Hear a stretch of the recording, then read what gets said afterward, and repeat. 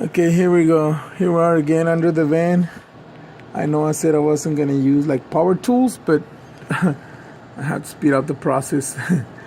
And you can actually do it by hand with the breaker bar like I show you, but it's gonna take forever. So I'm gonna see if I can put this phone somewhere that I can kind of record what I'm doing. I don't know if you can see very well or not. Let me get the light. Yeah, important thing I forgot to mention, you need a light. You're gonna need it for everything, especially when you get under the vehicle and it's kind of, right now it's winter, so it'll be hard for you to see.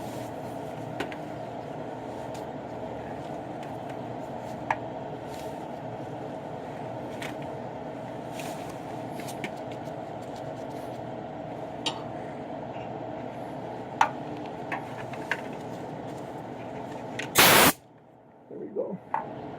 Do this.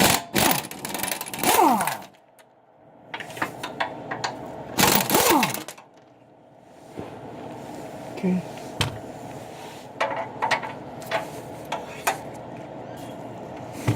Just real quick. Okay, I forgot to mention, I'm sorry, I apologize, because I'm not a really good instructor. Get this too, number 14 millimeters. You can do this too. Right here. It has an O2 sensor, but you can unhook it, you know. And then that's for the head right next to the radiator, and the other head is behind it by the firewall. Has these other two bolts, one in here, one here. Then I'll plan on doing this too, where they get connected in a Y shape, you know, and so I can take this out of the way, so I don't have to battle it in or battle it out of the head when I remove it. When I remove these bolts right here, right there, you can see the exhaust manifold. I don't want to be struggling with it, so I remove that. Okay, so let's get rolling.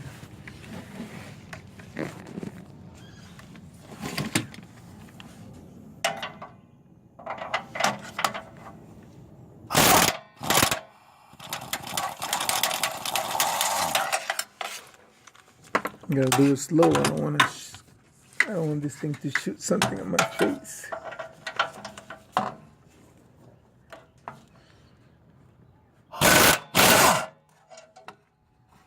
You can see it's all lowered already. And then all you gotta do is, you don't need expensive tools for this thing. You can go to Harbor Freight and get whatever. I got this from Home Depot, Husky, and it works pretty good. Okay, so here we go. Yeah, separate it, kind of. Okay, so I gotta do is undo the O2 sensor, but in this case it's kind of right there into the firewall. You know what I will do? I'm going to loosen it from here and kind of twist it all the way. When I put it back, I'm going to twist it counterclockwise before I can put it in there. So when I turn it back in, it'll be the same, so it's not all kinked or twisted pretty bad. Okay, there we go. So this is done. Okay, put this on pause and then I continue. Okay, here we go. I'm back. I couldn't take out the O2 sensor on this end. The one, let me show you where it is. The one that's behind this. You can probably see it. Let me see, right there. Couldn't take it out and spray some lube. I used it to loosen it up and it didn't work out. Have my O2 sensor tool. It's just I was afraid to break it, so what I did, I left it there. So I used removal of the bolt and everything. Got it removed, And I just put a little piece of wire right here and hooked it to the sway bar, and so I can keep it up. And when I drop the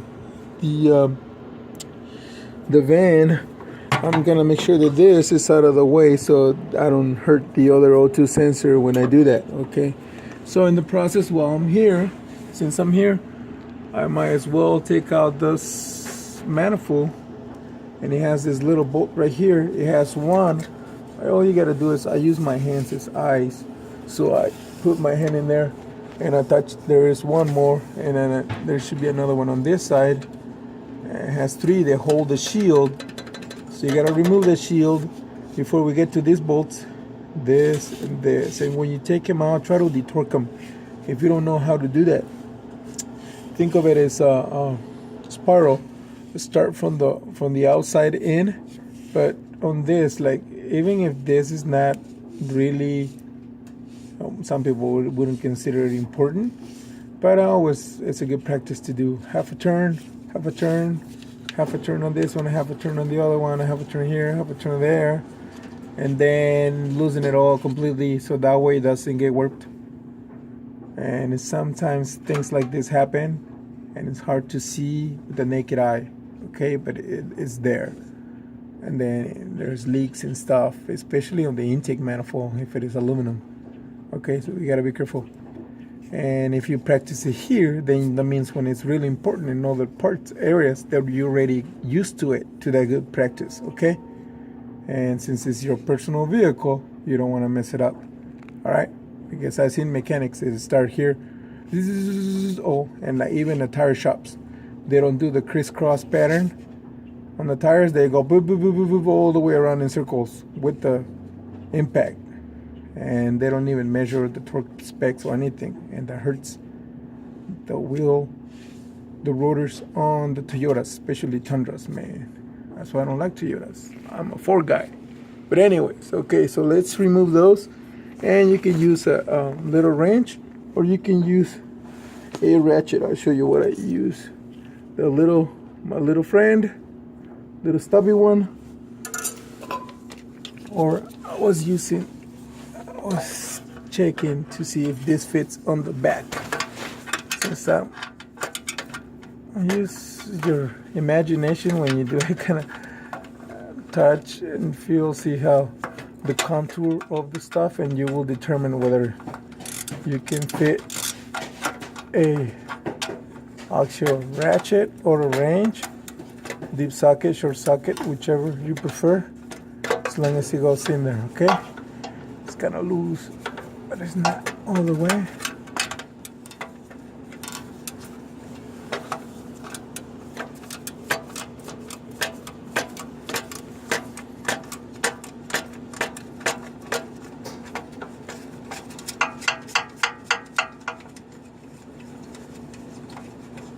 Okay, it's the first one out. Little guy. These guys break all the time because they get corroded with moisture and stuff. So expect it to be very hard to come out, or just make sure you don't break it. But just have that in mind, okay? That you might end up breaking one. This is kind of easy. It's coming out pretty easy. So I kind of have it easy. But if you live in another state, oh, I don't know if that will come out. That will work for you. Maybe I'm blocking the view with my hand, but I'm putting my ratchet on the back.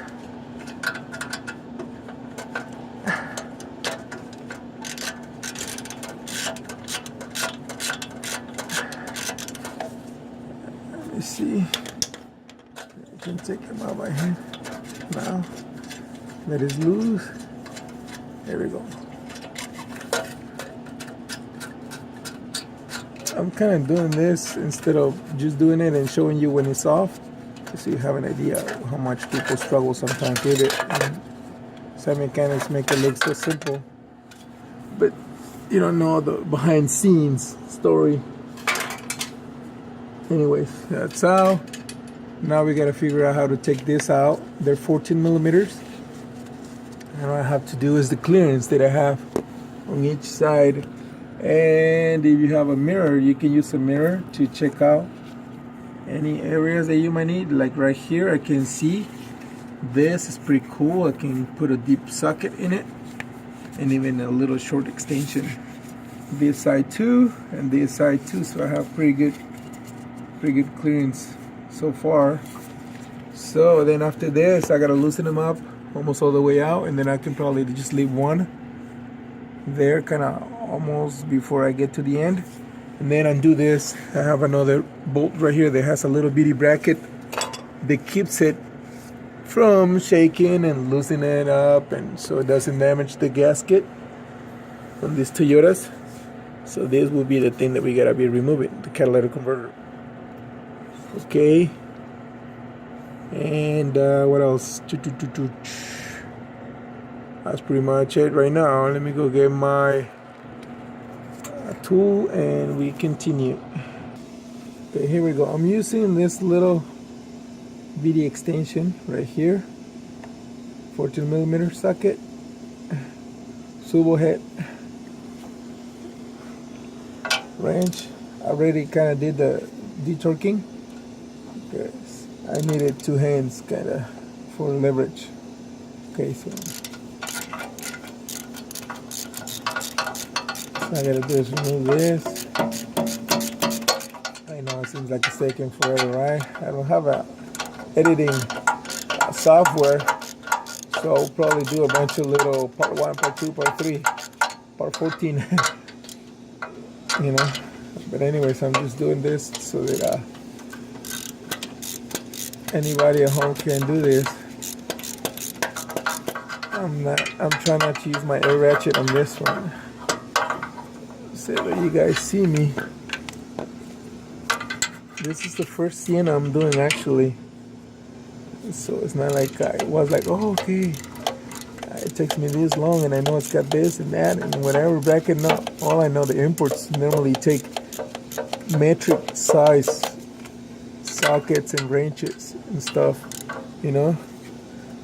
They're 8, 10, 12, 14, 17, 21, and 22, maybe a 13, you know.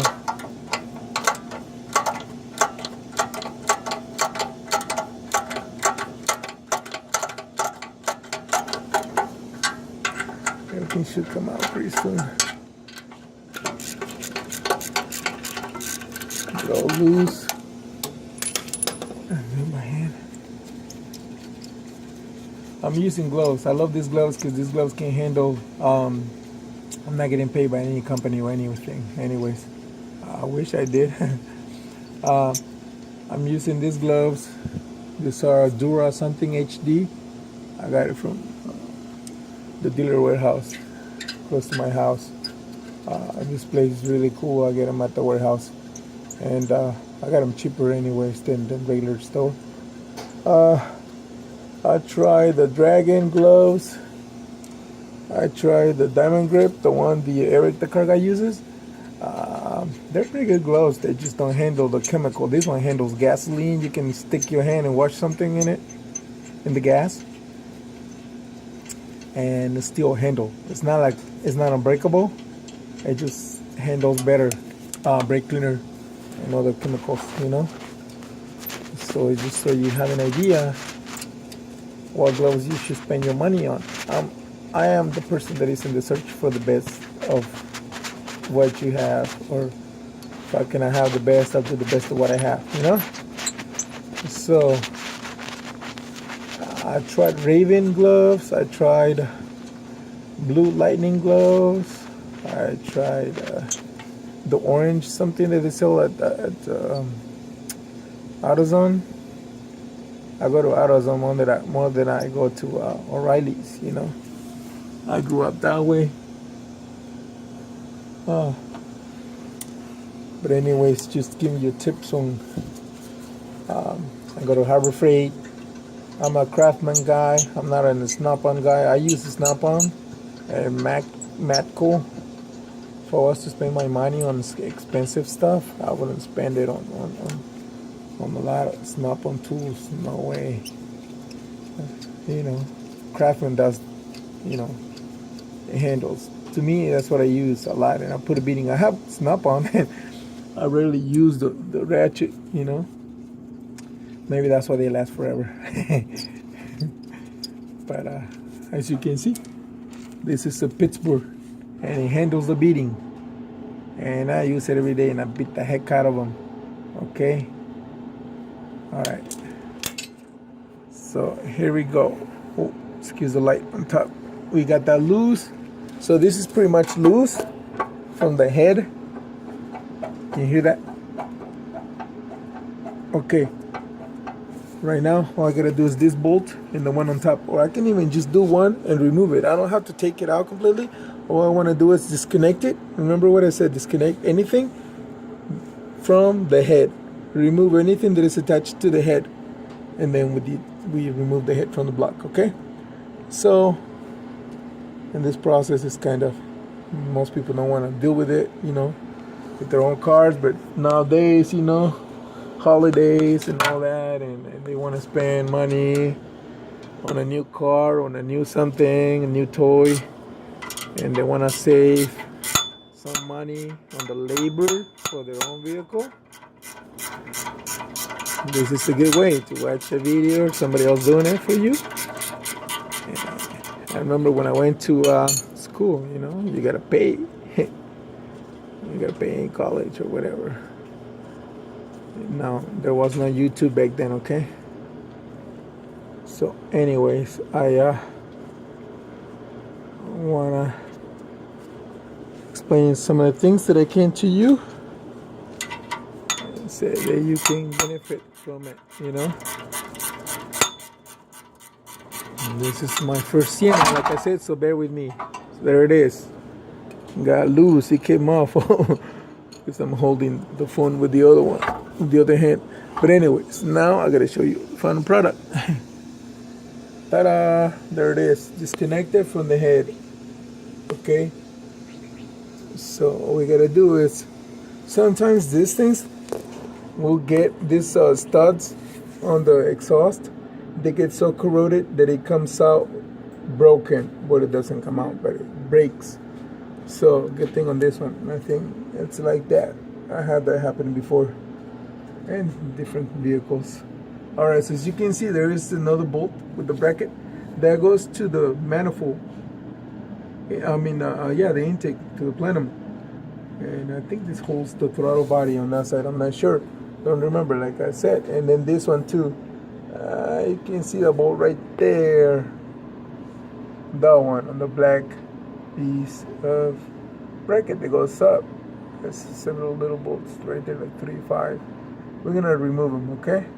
Since I'm here, I'm gonna remove those, loosen them up, taking them out. I'll take them out, I think, and then I'll drop the car. Okay? This is a number 12. That will be a 14 right there. So 12 and 14. Let's get busy.